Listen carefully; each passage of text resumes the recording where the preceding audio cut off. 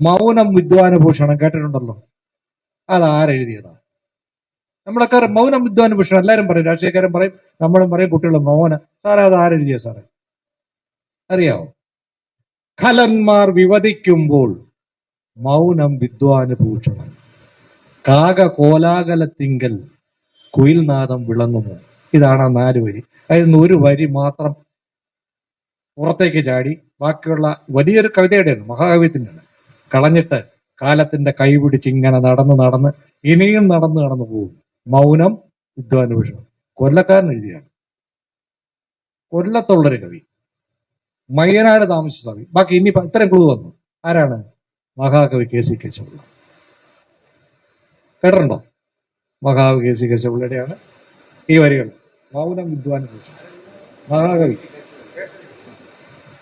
ഞാൻ പറഞ്ഞത് അതുപോലെ നിങ്ങളുടെ ദീപസ്തംഭം മഹാചര്യം, അതും ഇതുപോലെ കവിയെ ഉപേക്ഷിച്ച്, ഇപ്പൊ കവി ആരാണ് നിങ്ങൾക്ക് അറിഞ്ഞൂടല്ലോ, പക്ഷെ പരികൾ അറിയാം.